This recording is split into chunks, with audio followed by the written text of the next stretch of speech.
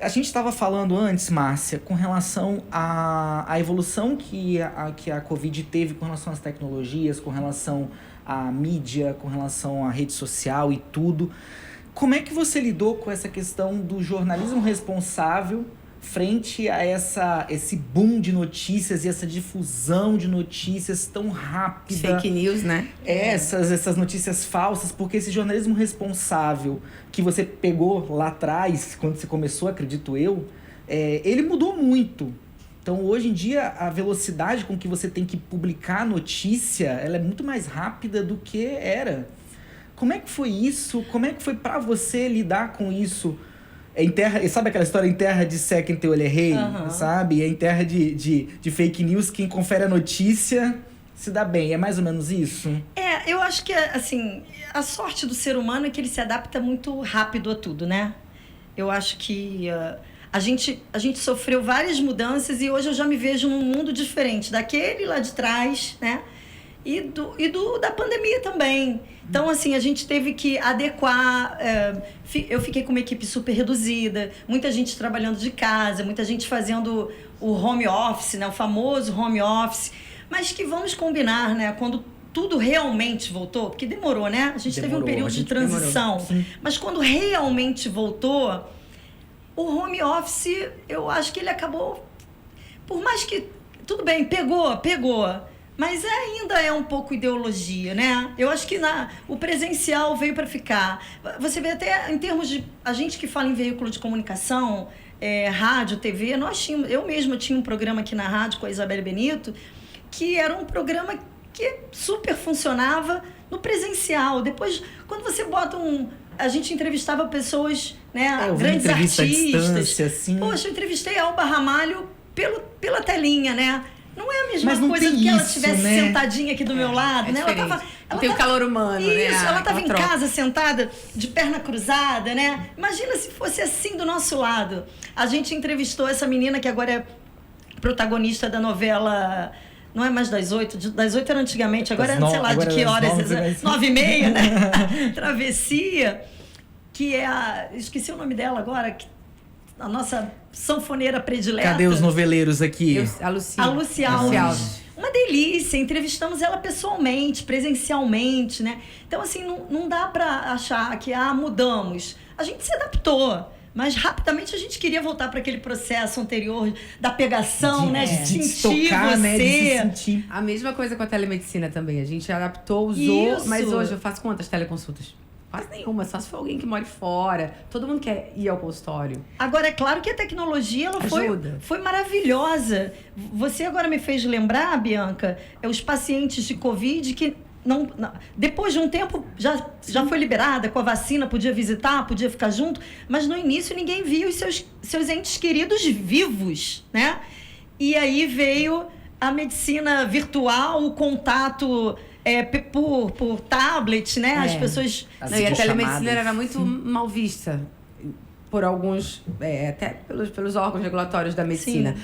E quando veio a necessidade mesmo, que viu que não tinha outra alternativa, aí ela foi toda regulamentada. Claro, não é de qualquer forma que você pode fazer, mas agora veio para regulamentar e a gente pode utilizar. E é mais uma ferramenta, né? Mais um canal de comunicação do médico com o paciente. Nesse mundo tecnológico que a gente vive... Não tem muito jeito, né? Você tem que se adaptar. Mas essas videochamadas foram muito boas para os seus familiares poderem ter contato de alguma forma. Mesmo que a distância, a gente tira a proximidade, mas a gente consegue ter pelo menos um grau de afeto. Isso é muito importante. Com certeza. Isso foi muito importante. Eu acho que foi isso. Eu acho que foi uma adaptação que a gente passou.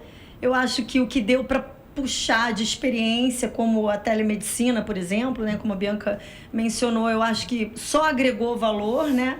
Mas a real é que a gente vai voltando pro... A gente gosta, né? Do toque, né?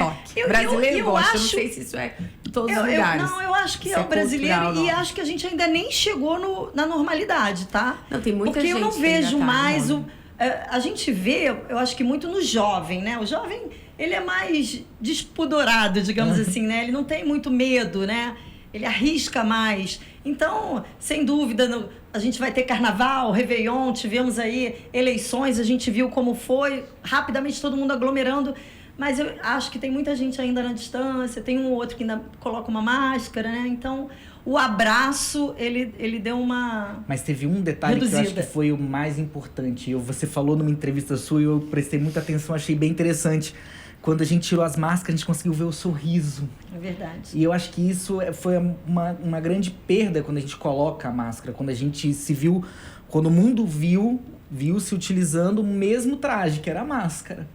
Quando a gente perde o sorriso, a gente perde aquele encanto, aquela empatia que surge num primeiro momento. Eu achei isso muito interessante quando eu vi essa entrevista sua. Eu acho que eu, particularmente, sou uma pessoa que eu tô o tempo inteiro mostrando os dentes, né? Doutor Eduardo Veras, estou sempre aqui fazendo propaganda do meu dentista.